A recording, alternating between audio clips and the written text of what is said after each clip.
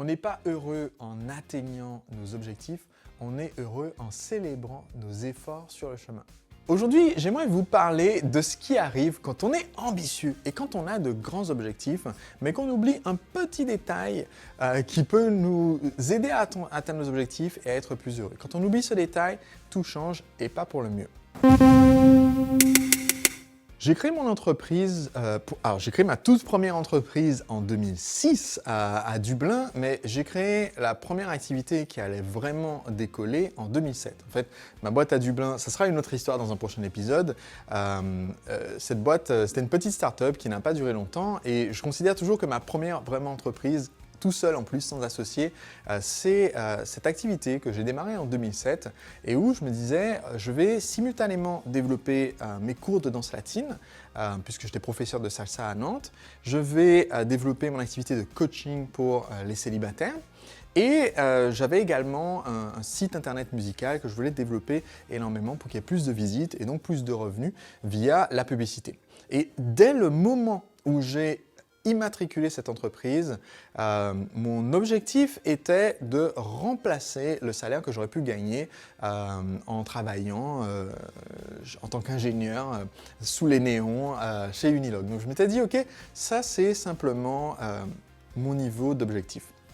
Mais ce qui s'est passé, c'est que dans la première année de mon activité, j'ai participé à un séminaire organisé à Londres, un séminaire du coach américain Anthony Robbins. Et dans ce séminaire, il raconte sa propre histoire.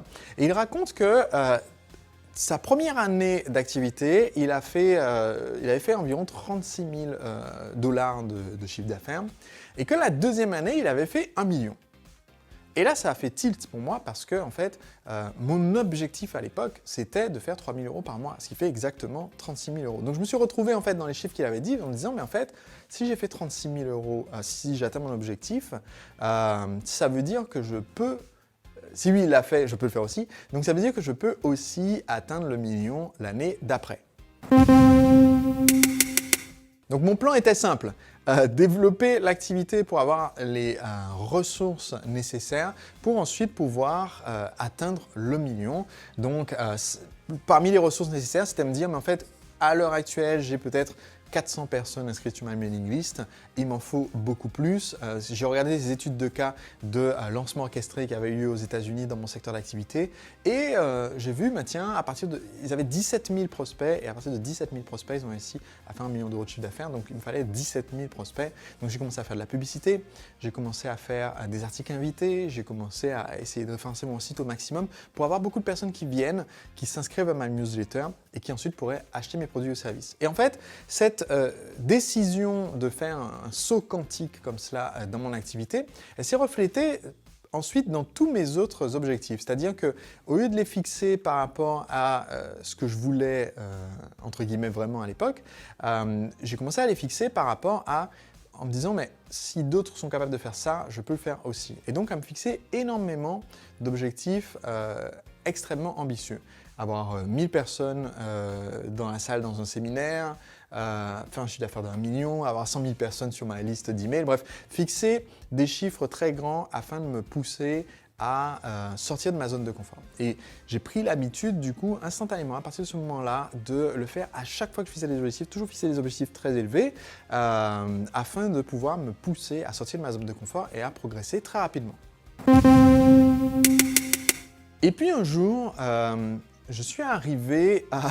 j'ai une expérience très particulière. On était en 2015, je venais de fêter mon 30e anniversaire. Le hasard fait que j'étais à nouveau de retour d'un séminaire de Tony Robbins d'ailleurs, puisque j'avais amené des amis et des membres de ma famille avec moi à Londres pour revivre cet événement. Et en fait, dans le train du retour, d'un seul coup comme ça, j'ai eu comme cette massue qui m'a tapé dessus en me disant, mais en fait, j'avais la sensation d'un coup de ne rien avoir accompli dans ma vie. C'est-à-dire, j'étais sûr, sur un plan logique, que j'avais sûrement fait des choses inspirantes ou positives ou autres, mais à ce moment-là, sur le plan émotionnel, je n'arrivais pas du tout à me reconnecter à ces accomplissements. Et donc, j'étais d'un seul coup, même pas juste la grosse déprime, quoi. J'étais vraiment, comme dirait mon ami Aurélien, j'étais au fond de la mine. Et je me suis mis comme ça à pleurer et de façon incontrôlable. Je n'arrivais pas j'arrivais pas à me connecter à quoi que ce soit que j'ai fait avant en me disant ça c'était bien. Pourtant j'avais fait des trucs. Dans mes 30 premières années, j'étais invité à une garden party de l'Elysée pour un site internet que j'avais créé. Depuis tout jeune, j'avais du coup monté mon entreprise qui avait du succès. J'avais à cette époque, je touchais des centaines de milliers de personnes avec mes conseils gratuits que je donnais sur internet. J'avais écrit déjà 2 livres, écrit et publié 2 livres, dont un qui s'était cassé, deuxième de toutes les ventes sur Amazon. J'ai fait des trucs quoi. Mais sur le coup, je n'arrivais pas du tout à me sentir, à me valoriser moi-même par rapport à ce que j'avais fait avant. J'avais vraiment l'impression de me dire, mais en fait, j'ai gâché ma vie, j'ai rien fait de grand, j'ai rien fait d'impressionnant, j'ai rien fait de génial. Et je me souviens, j'avais un de mes amis qui était avec moi dans ce train, et il m'a dit, écoute, Sébastien, genre, c'est quoi ton problème, qu'est-ce qui se passe? et il m'a posé une question, il m'a dit, mais quand je lui ai expliqué, il m'a dit, en fait, est-ce que tu célèbres quand tu fais quelque chose, quand tu accomplis tes objectifs? Et je lui ai dit, qu'est-ce que tu veux dire par là? Je ne comprenais pas ce qu'il voulait dire par là, parce qu'en fait, jusque-là, ce que j'avais toujours fait, ça faisait presque 10 ans que je suis en activité, ce que j'avais toujours fait, c'est me fixer un objectif super élevé. Et quand je fixe l'objectif super élevé, il y a 2 possibilités, soit j'ai atteint, soit j'ai pas atteint. Donc par exemple, j'ai mon livre qui va sortir, je me suis dit, ok, mon livre, je veux qu'il soit best-seller Amazon, donc je veux qu'il soit dans le top 10, je veux même qu'il soit le numéro 1 de toutes les ventes de livres en France. Donc le livre sort, je fais la campagne, je fais le lancement du livre, et le livre se classe numéro 2 de toutes les ventes de livres en France. Est-ce que je pète le champagne? Non! C'est mon premier livre, quand il est sorti en 2010, le jour où il est sorti comme ça, alors j'étais conscient d'une certaine façon que c'était quand même pas trop mal d'avoir un livre qui se classe numéro 2 de toutes les ventes devant Guillaume Musso sur Amazon et tout, c'est pas trop mal. Mais pourtant, j'étais en fait déçu parce que je n'avais pas atteint le poste de numéro 1. J'étais resté derrière le livre de recettes de la méthode Duncan et je n'avais pas réussi à les dépasser. Et donc, en fait, ce qui se passait, c'est que souvent, comme je me fixais des objectifs super ambitieux, soit j'étais juste en dessous de l'objectif et à ce moment-là, j'étais déçu. Et donc, tout de suite, je disais, bon, bah ok, entre guillemets, on laisse tomber, on va faire autre chose. Et je fixais un autre objectif. Soit l'objectif, j'arrivais à l'atteindre, ça arrivait quand même, hein, évidemment. J'arrivais à atteindre cet objectif, mais une fois que j'avais atteint cet objectif, c'était comme une case à cocher sur un carnet. Et une fois que la case cochée, eh bien, je passais à nouveau à autre chose et à fixer un autre objectif encore plus ambitieux. C'est-à-dire, j'étais déçu si je n'avais pas atteint et j'étais aussi déçu, entre guillemets, si je l'avais atteint, parce que si j'avais atteint, ça veut dire que peut-être que l'objectif n'était pas assez élevé. Donc, il fallait que je me fixe un objectif encore plus élevé.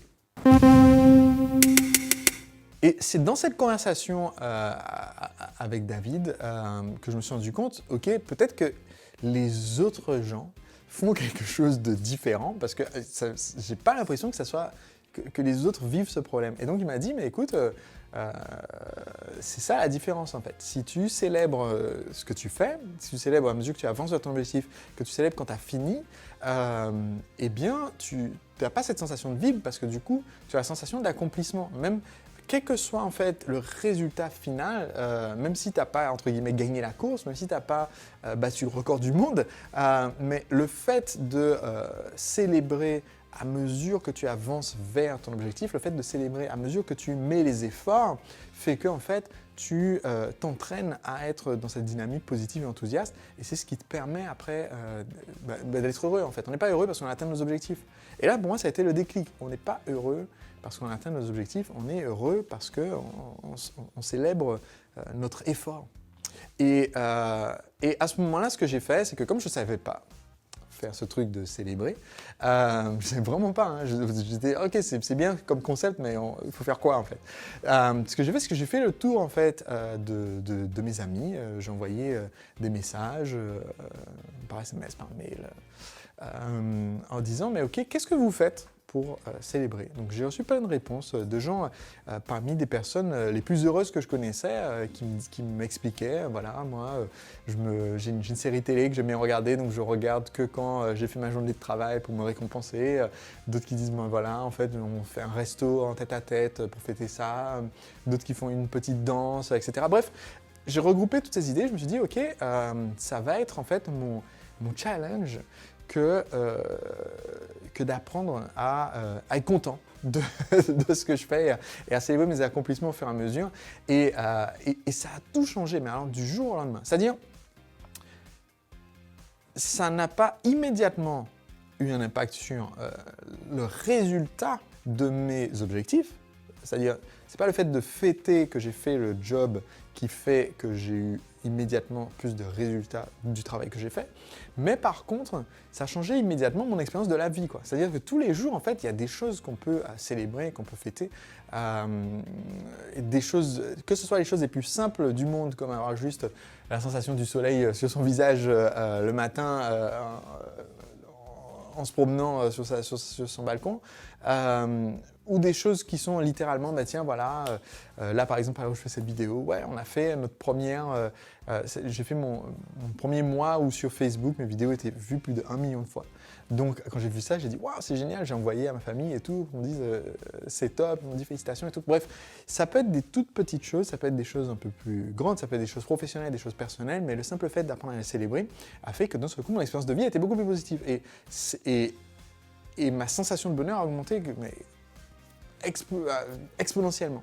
Et en plus, je me suis rendu compte que derrière, en fait, le fait de célébrer les efforts qu'on fait. Après, j'ai lu un excellent livre sur le fonctionnement du cerveau, évidemment, je ne vais pas me souvenir du titre juste là, mais que j'ai déjà chroniqué sur ma chaîne également, et où ils expliquent justement que, par exemple, si vous voulez aider vos enfants à être heureux dans la vie, il ne faut pas les féliciter en leur disant, par exemple, parce qu'ils ont réussi leur contrôle de maths, en disant mais t'es vraiment trop bon en maths, t'es vraiment trop intelligent. Il ne faut pas féliciter par rapport à ça, mais il faut féliciter par rapport à entre guillemets l'effort qu'ils ont mis en disant mais oui, mais c'est vraiment super, j'ai bien vu, tu t'es appliqué, tu as bien révisé le soir et tu as donné tes efforts et tout. Et donc leur faire voir en fait que c'est le fait de, entre guillemets, le fait de s'appliquer, c'est le fait de vouloir faire quelque chose, c'est le fait de vivre le processus, c'est ça qu'on doit féliciter et pas le résultat final. Et dans le livre, ils montrent des études en fait, qui montrent à quel point ça a un impact après dans leur vie d'adulte, le fait qu'ils soient heureux au quotidien et pas en train de pourchasser tout le temps un objectif. Donc j'ai mis ça dans ma case à faire après. Et cette réalisation, en fait, je pense qu'elle est importante en tant qu'entrepreneur, que de se dire, en fait, mon bonheur n'est pas accroché à l'objectif, mon bonheur, en fait, il est accroché au moment présent. Ça fait une différence énorme.